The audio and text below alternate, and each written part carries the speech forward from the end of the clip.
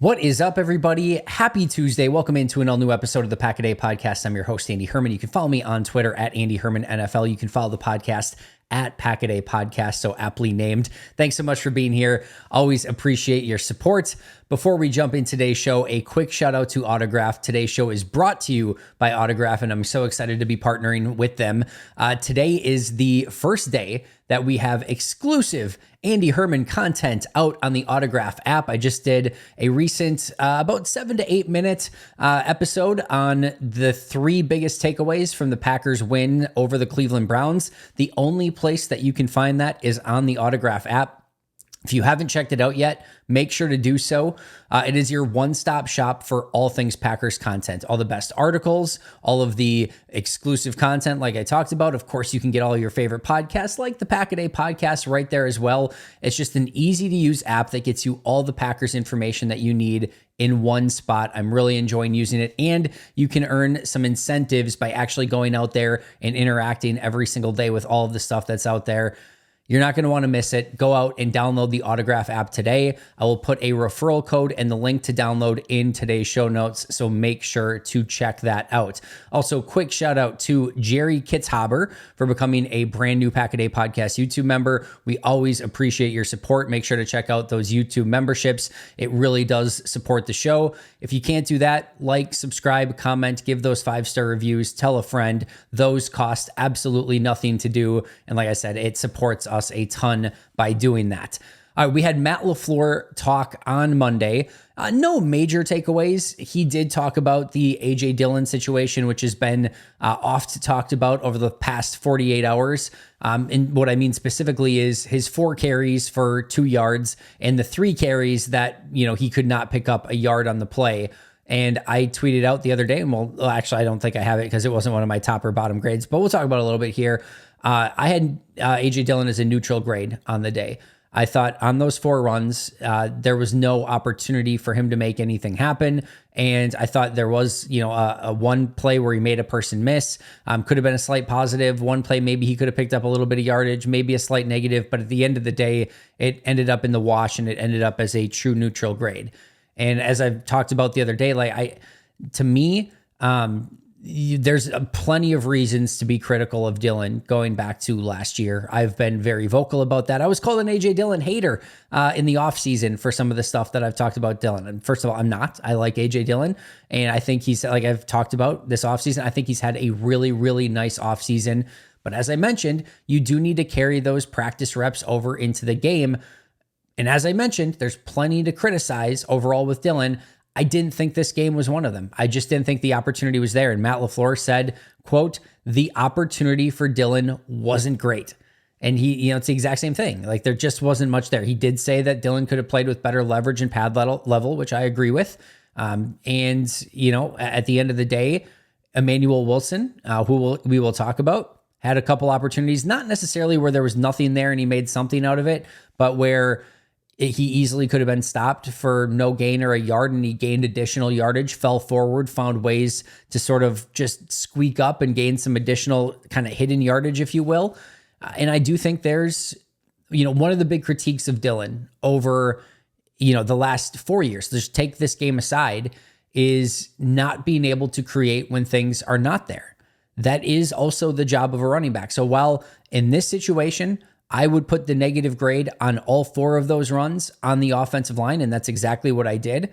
I would say that over the course of his career, and even in this game, if you're talking, how many times do we talk about it? I talked about it all last year, especially towards the end of last year with Aaron Jones, of how, there were a lot of times last year where the offensive line did not create much for Aaron Jones.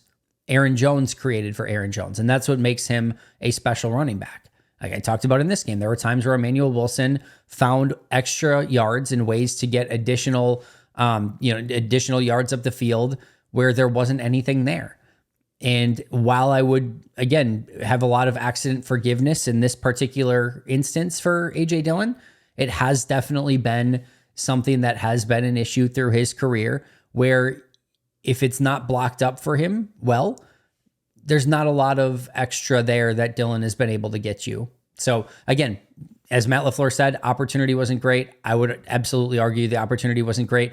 I would not grade him anything in the negative in this game, but it has been a critique, and it's something that, whether it's perception or reality, he needs to continue to find a way to create those extra yardage and to find ways to get upfield, even when it's not blocked up to the way that you would like it. And there was, again, one play where he did, avoid one tackler. It just so happened there was 3-4 guys there, and that's going to happen from time to time. It's what we talked about a lot of times last year with Josh Jacobs when we went back and watched the Raiders tape of, there's 3-4 guys there waiting for you. There just wasn't a ton that he could do. That Raiders offensive line did him no favors. It's the exact same conversation here for A.J. Dillon. And listen, if this happens in preseason week 2 and preseason week 3, and we continue to see kind of the same old thing, yeah, I buy into the narrative, because we've seen it for, I don't want to say necessarily 4 years, but we certainly saw it the last couple of years with AJ.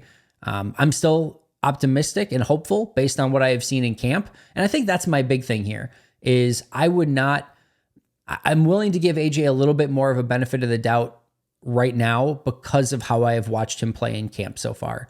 I think I would maybe be a bit more critical here if the same AJ that we have seen the last few years showed up in camp and now carried over into preseason, and it's just like, this is the same thing. We've seen this story before. But because we have seen a bit of a different Dillon in camp, and because these were 4 very poorly blocked plays, I'm just willing to hit the pause button and say, I've been critical of Dillon. I think there will be opportunities to potentially be critical of Dillon if this continues moving forward. I'm just willing to give him a little bit more of a pass in this particular game. And like I said, one more time, Matt LaFleur quote said, the opportunity wasn't great. He was asked about the, Matt LaFleur, this is not A.J. Dillon, but Matt LaFleur was asked about the return of some potential rookies, Edgerrin Cooper and Jordan Morgan and Tyron Hopper, and he basically just punted on it and said, we'll see the rest of this week and see where those guys are.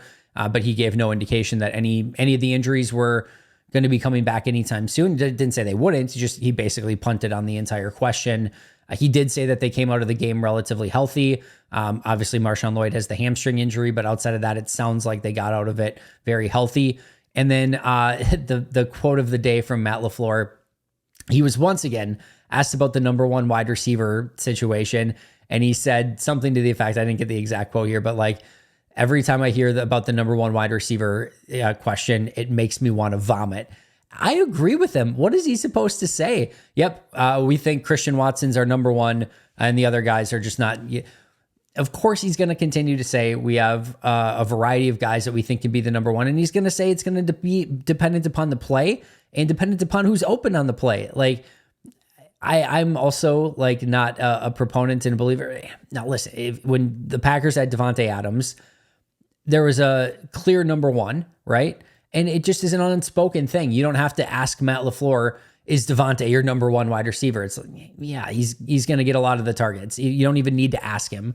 I think there was no specific question. I think it was Wildy that was bringing it up, and it had, by the way, from Wildy's standpoint, nothing to do with. And I could even be misremembering the question, but if I remember correctly, it had nothing to do with like, who's your number 1 wide receiver? So like, there was no wrong. He was actually Wildy was trying to get to the point of like, how do you get all these guys on the field, and how do you make it so that, you keep all of these guys who are all capable of being the number 1 wide receiver? How do you keep them all happy? So there was no faux pas on the question in any capacity.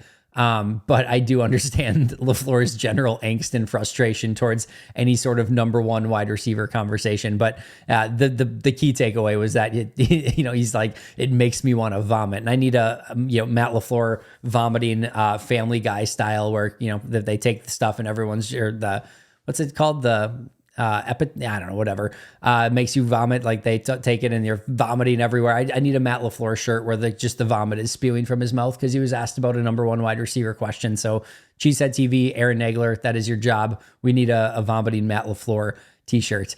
All right, today's show is primarily going to be about the best and worst performances on offense. I have failed you. Today's episode was supposed to be about the best and worst performances on offense and on defense. Unfortunately, number 1, life happens. And number 2, a little bit rusty. It has been since January since I've graded games. I got through the offense It took me a little bit longer than usual because, again, just getting back in the swing of things. And I actually was getting through the defense pretty quick, but unfortunately just ran out of time. What that means for you is you'll get an additional free episode this week. We'll do the offense today. Every other episode this week should be pretty much spoken for, so it should just be a bonus episode going over the best and worst performances on defense from week 1 as well. So more content for you. Shouldn't hurt in any way, but today will be specifically about the offensive side of the ball. Might end up being a little bit of a shorter episode because of that, but I think we still have plenty of offensive notes to talk about from this game. So let's go through my top graded players from this game. I want to start with Sean Rhyan. Had a plus 0.85 grade in this game for me. Again, my highest graded player. What I liked about this from Sean was that he did it at both guard and at center. I thought he looked good at center. I thought he anchored incredibly well. This is a very classic Sean Rhyan game where he really looked good as a run blocker. And I thought he looked specifically good at right guard from a run blocking standpoint. I will say this, and there's definitely some of our top grades were in this same vein. Sean got to play later in this game and was even playing some reps in the fourth quarter in this game. Not all by any stretch, but there were a decent amount of plays where he graded well in the positive in the late third and fourth quarters in this game, where you could tell he was going up against, let's just say, some guys that aren't going to make a 53-man roster this upcoming year. So he got a little bit of he got some easier matchups and made some bank in those moments, but he was just blowing people off the ball late in those games. And that's exactly, or late in the game, I should say. And that's exactly what you want to see from Sean Rhyan. It should be notable if you've got a quote unquote starting caliber player in the fourth quarter. If they're not dominating, you probably have some questions, right? And he got some of those opportunities into the fourth quarter, but he was dominating them. And you should be able to tell that pretty easily. It's like when you're scouting players from a small school and, that's like a D3. And it's like, if you can't tell the dominant player within the first 5 snaps, they don't have a dominant, they're probably not going to be ready for the NFL. You should be able to tell without even knowing who you're going to scout. You should easily be able to tell, oh, yep, that's the guy that stands out. If there's a starter in the fourth quarter, you should be able to tell in a preseason game, and Sean Rhyan was that guy. But still, I thought he had a really nice game throughout the entirety of the game. Obviously started on offense, played center, played guard. Like I said, I thought he was a little bit better at right guard, but thought he anchored really well at center. And I think just that versatility is going to serve him incredibly well when you have Jordan Morgan come back. If he does end up being the starter at right guard, Sean Rhyan, in my opinion, and we've seen him, has the ability to play left guard, center, and right guard. And I think he can be, a really nice number 6 offensive lineman. I think he's capable of starting, by the way. And I think if he continues to play like he did on Saturday, I think he has the ability to still very much be in that argument for the starter at right guard. And if Jordan Morgan's injury lingers and you want to get him a bit more time to prepare, I could see, maybe you give if you give Ryan the start in week 1. I could also see a situation where Ryan and Morgan do that rotation, what we saw out of Sean Rhyan and John Runyon Jr. last year, where, maybe one of them's the starter and plays, 65% of the snaps and the other plays 35 or whatever. I will say one other Matt LaFleur quote that did take place. He was complimentary of Sean Ryan's performance, but said the thing that he needs to work on the most is endurance. And that's been, and just kind of being in game shape. That's been an issue for Sean in the past. That's not necessarily what you want to hear. You want to hear that he is in great shape and that he has that endurance already built up. Now, some of these offensive linemen, for being truthful, it takes them the preseason and it takes them, a little bit to get going and in that game shape to be ready for a 4-quarter game. But that makes it even more that if he doesn't have that right now, and if they do want to get Sean Rhyan some snaps, maybe we do see that rotation at right guard with Morgan and Sean Rhyan to not overload Jordan Morgan with a full game right away. Give him some pointers and let him, work with the coaches on the sidelines while Ryan gets some reps. And Ryan maybe doesn't have to play a full game then, but maybe can come in for 20, 30 snaps, be dominant in those 20, 30 snaps and not have to worry about the fatigue as much. But the great news here, I thought Sean Rhyan had a really nice game. And number 2 on my list is somebody that we can talk about very similarly, but I was extremely excited about Jacob Monk. And I think what we saw from Jacob Monk is some really impressive upside, specifically at the center position. I'm going to go over one play in just a moment. Before I do, I meant to have this noted, but I want to look it up really quick here. It was Adam Stenovich that was talking about Jacob Monk and how he played specifically in this game. And he basically said something to the effect of, here it is. So sorry, it was not Stenovich. It was Luke Butkus. And this was from Ryan Wood, who attended the press conference. Unfortunately, I didn't have the opportunity to on Monday. He said, Packers offensive line coach Luke Butkus on rookie Jacob Monk in warm-up Saturday before before the first preseason game, quote, the look on his face, he was ready to rip somebody's lips off, and that's how he played. So Luke Butkus says about Jacob Monk, the look on his face, he was ready to rip someone's lips off, and that's how he played. I could not agree more. I loved, and I mean loved, what I saw out of Jacob Monk in this game. He did play physical. He played aggressive. There's a play where, it's a run play to the right. I don't know that it's ultimately the exact thing that he wants to do on this play, but I love the fact that he took somebody and just threw him to the ground. And it was a legal play, no holding penalty. He had his hands inside and just literally just threw him out the club. I kind of went into the path of the running back a little bit, but I just love the physicality and the I'm just going to throw you to the ground, dude. That's a rare, and we're not talking about Jacob Monk being this 6'6", 330-pound mauler along the offensive line. He's shorter, compact, but he's got good power, and I just love the tenacity that he played with, which clearly Luke Butkus did as well. That was one play, but my favorite play was it was a toss play to the right for Emmanuel Wilson. And what you're asked as an offensive lineman to do a lot of times is so you have a defensive tackle, especially obviously if you're on the interior, especially if you're at center, you have a defensive tackle lined up to your right, a gap over. And it is your job not just to go and down block that offensive lineman, but to get out of your stance, get around that offensive lineman and completely beat him to the gap so that you can seal him off so that the stretch play or the toss play can work and that defensive tackle just gets walled off on the play. And on this particular play, toss right to Emmanuel Wilson, that defensive tackle is offset pretty well to his right. He's got to get a full gap over to seal him, which it will definitely happen. Centers in the league can do that, but it's a tough play. Jacob Monk on this particular play, he snaps it, gets out of his stance, and gets to that gap before the defensive tackle is even out of his stance, before anyone, he is just working at warp speed. It was a unbelievable jump off the tape play. And I know if we're talking about unbelievable jump off the tape plays, Dontavian Wicks from Jordan Love is what we're normally talking about. But when you do this enough and you watch every player on every play, there are certain things that you're just like, whoa, that was impressive. That was different. Those are plays that are difficult to make that you don't see made every day. And Jacob Monk just being able to get out of his stance so fast, get to that next gap over, and then easily seal that defensive tackle was just such a big time and impressive and noteworthy jump off the tape play for me. And he just continued to do that. I will also add, he definitely had some, plays later in the game as well that he kind of added up some of those really high, not high scores, but some positive plays against some maybe third and fourth stringers. But he played early in this game. I thought he played well. There's one play where he got beat pretty quick. That's going to happen. That's going to happen as he kind of goes through all of this and just continues to be more consistent and, kind of learn on the job. But this was a very positive performance for Jacob Monk. And I saw a lot of upside.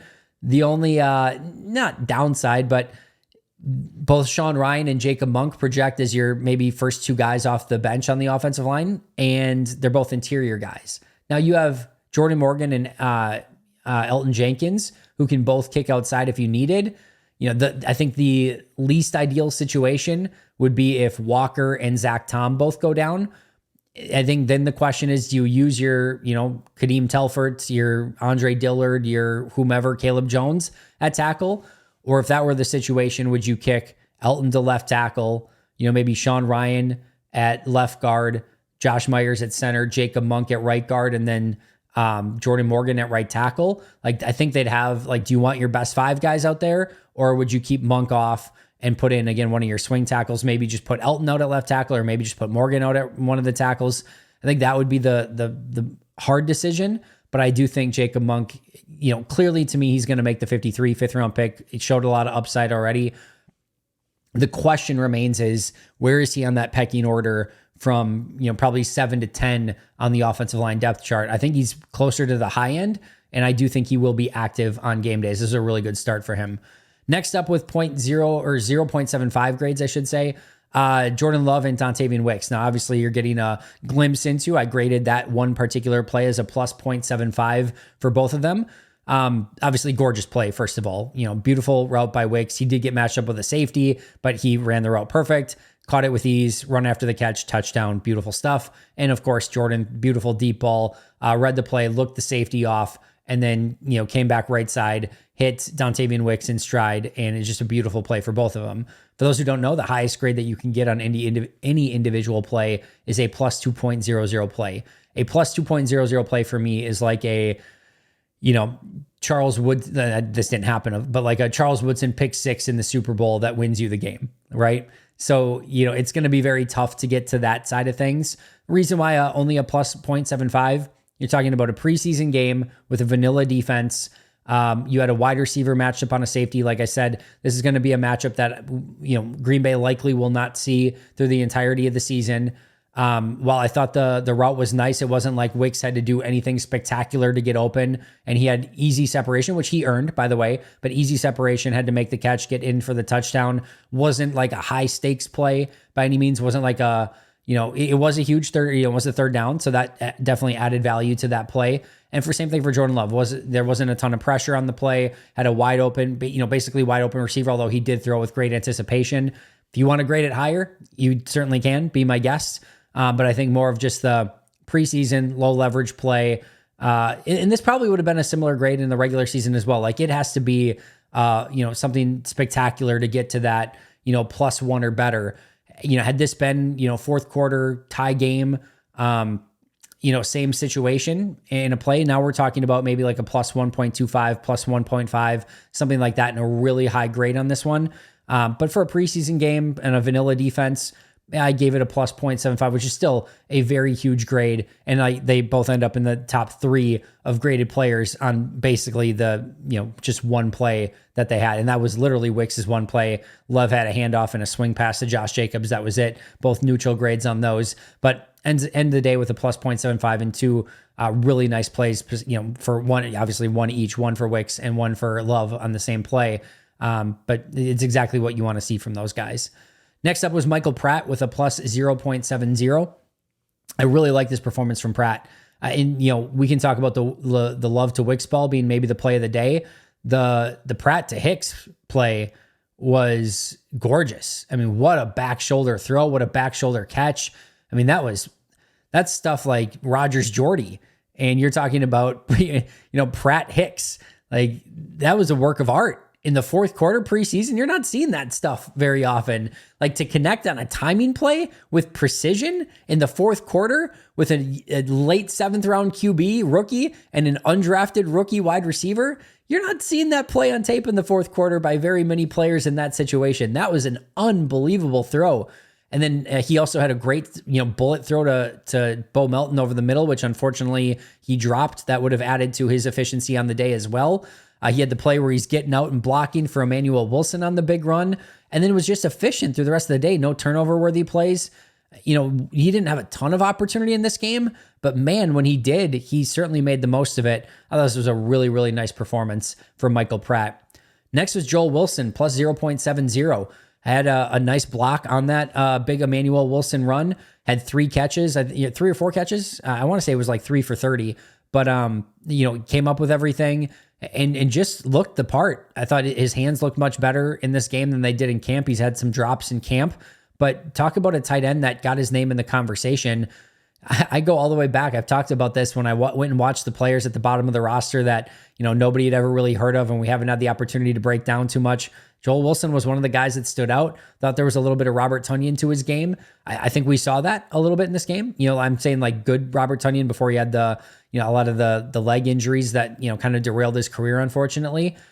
I see a little bit of that. I saw the run after the catch. I saw the blocking ability. There's something there. And I don't know that he's in the conversation with Tyler Davis and Ben Sims as of yet, but he certainly is in that closer to that conversation now. And to me, assuming that he doesn't make the 53 and doesn't get claimed somewhere, he's, to me, a lock to make the practice squad based out of what we've seen from him so far. This was a very nice performance from Joel Wilson. Emmanuel Wilson, the other Wilson, or I guess maybe the primary Wilson. We'll talk about Eric Wilson tomorrow or whenever we get to defensive grades. But Emmanuel Wilson plus 0.65 grade, really nice performance. We know the big, run where Pratt was out leading for him, breaks the corner's ankles. But one of the big things that we talked about in our Dylan conversation was his ability to fall forward for yardage and find extra yards, and his contact balance in this game was fantastic. And what that means for the jargon illiterate here, contact balance is your ability to stay balanced through getting contacted by defenders on the play. So when he gets hit, he's not just immediately going to the ground. He's staying centered. He's staying facing forward, and he's staying upright to the, for the ability to get additional yardage. And there was one play I posted on Twitter, if you want to go view it, where he gets, hit with maybe like a 1 yard gain on the play and is just able to stay balanced. And then, he gets additional contact, keeps his legs churning, and picks up an additional 4 yards. Like that, the difference between a 1 yard run and a 5 yard run is significant. Like that.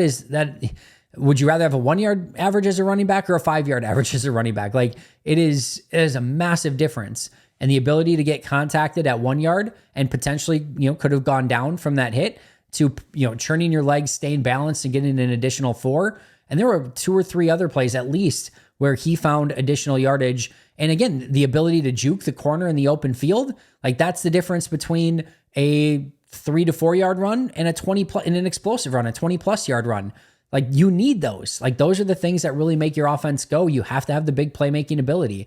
And as I've mentioned, Emmanuel Wilson, probably of all the running backs in camp so far, has had the most explosive runs of any running back. He carried that over into the preseason game.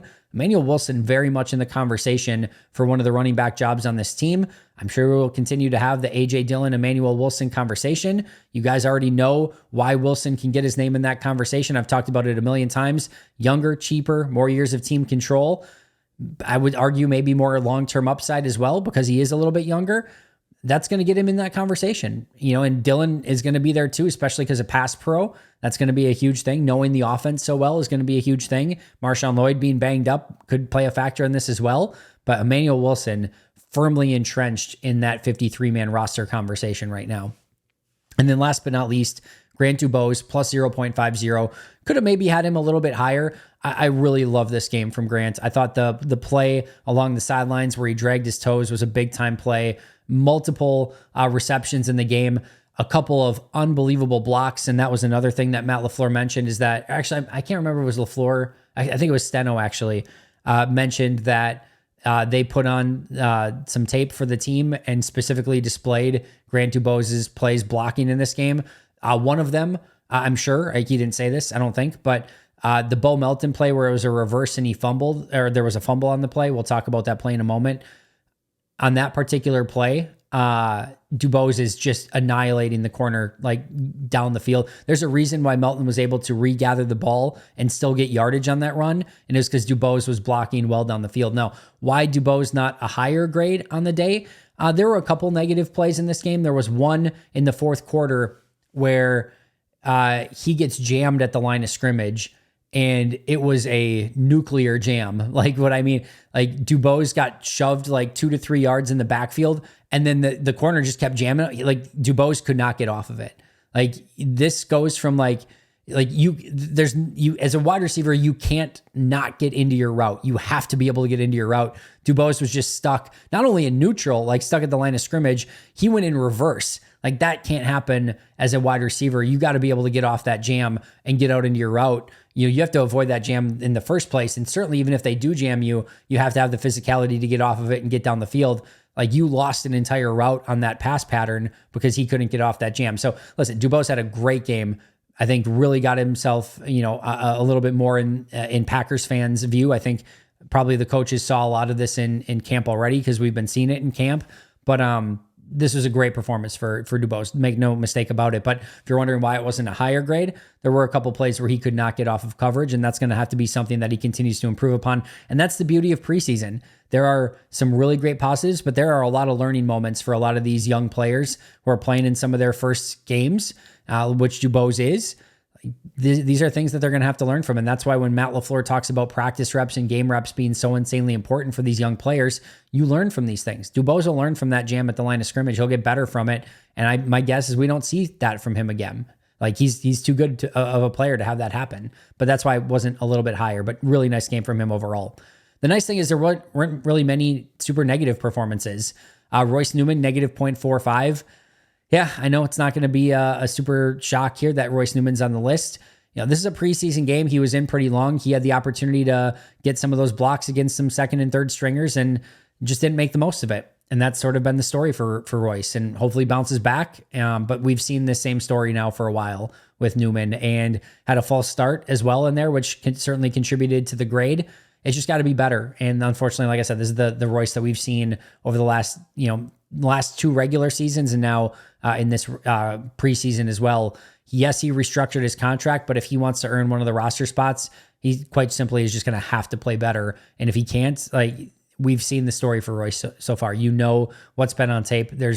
I don't think there's any true upside here. And Green Bay is going to have to make that decision, I think. Ben Sims, negative 0.35. This is a tough day for Ben, not only because he had a tough day, but of course we talked about Joel Wilson having a really good day. I still think there's a lot of potential in Ben. I would like to see Ben on this roster. I think there's too much there. I really, really do. I would not give up on him this easy. I think he last year showed he can be a blocking tight end. I think already in camp, and I saw signs of it last year as well. I think he has a lot more to give as a receiving tight end that just hasn't been unlocked or been given the opportunity yet. But this was a tough one. I thought he really struggled specifically blocking in this game and couldn't get open down the field as a receiver. So he's going to have to, kind of learn from this one. Nothing super egregious. No plays where he got blew up, and gave up a huge negative play or anything like that. No drops, but just struggled with kind of the in and out performance, blocking with consistency and trying to get open down the field. Just a tough one for him. He'll bounce back. I have no concerns there, but tough game for Ben Sims. And the other one is Bo Melton, negative 0.2. And I know a lot of people said, well, why did Bo not have a worse grade? He had 3 drops on the day. It was involved in the fumble with Sean Clifford. He had was able to get some yardage on that run, had 1 catch, I think, for 12 yards, but clearly this should have been a huge negative for Bo Melton. Let's walk through this.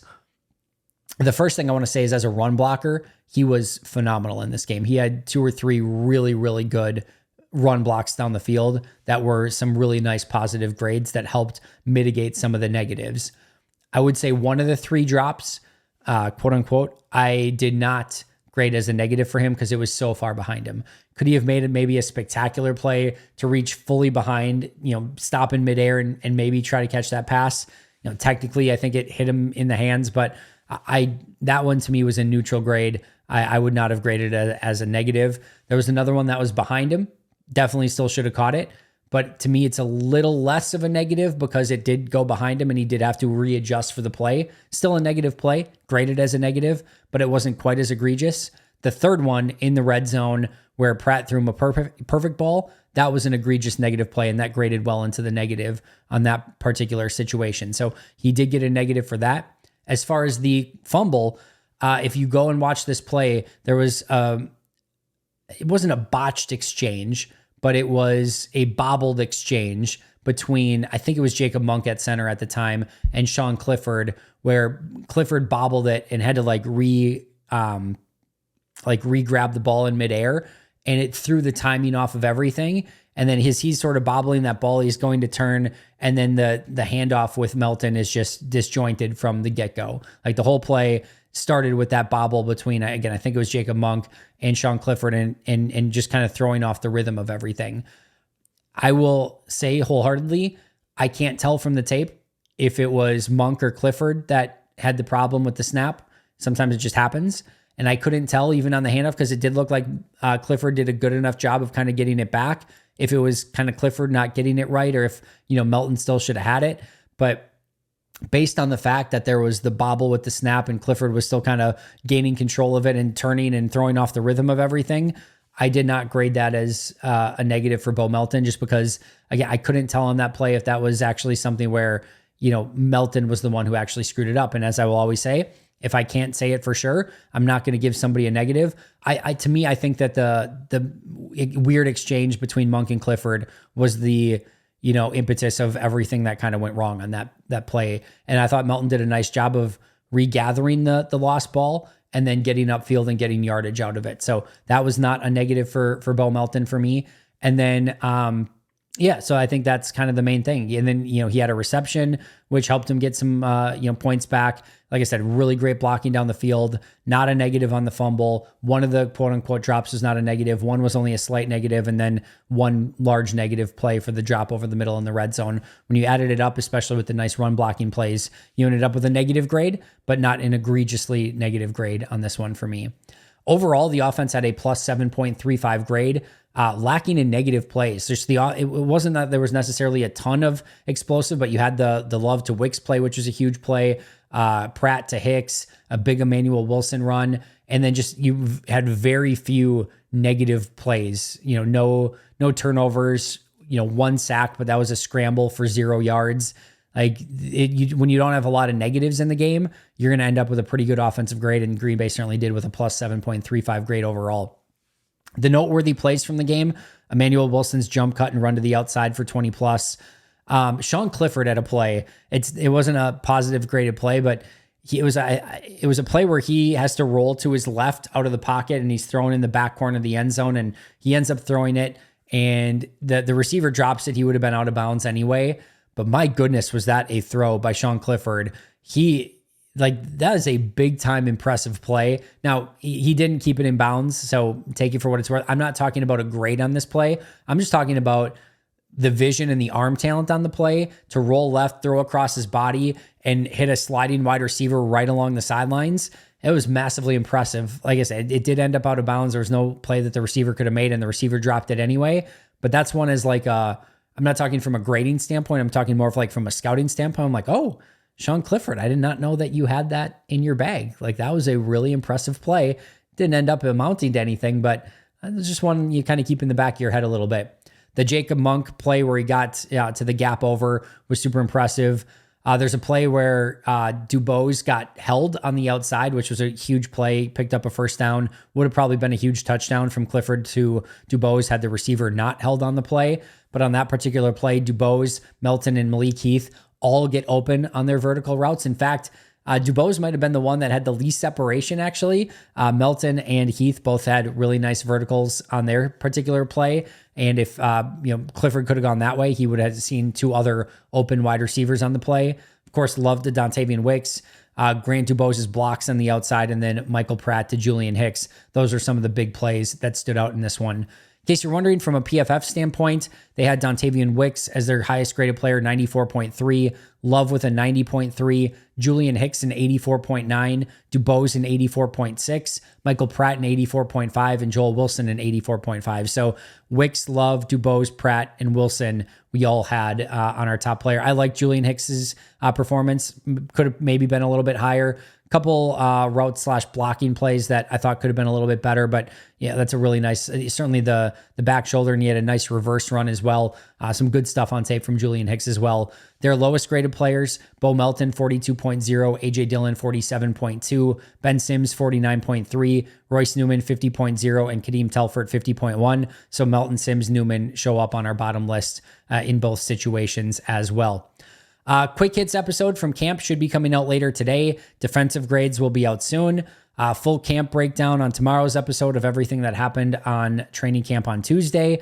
We've got the joint practice with the Broncos coming up later this week. I won't be there. Not going to Denver, unfortunately, but we'll recap all the news and notes from that. We've got Packers Broncos later in the week. Should be a very fun week. That is going to do it for me today. Shout out to our Hall of Fame and All-Pro members: Most Hated Minnesotan, PJ Wayne, John Wild, Shea Bradad, Brandon Paletta, Jennifer Wright, Boom Handle, Donna Lee, Lori Lord, Baby QB, David McCluskey, Donald Decker, Dan Miller, Alex Huang, Arnoldo Espinoza, Peter Ataka, Caleb Cookster, SoCal Pack, Dan Guessford, and all new All-Pro member Love and Football. Appreciate you guys a ton. I will see you later today. But until next time, and as always, go Pack Go.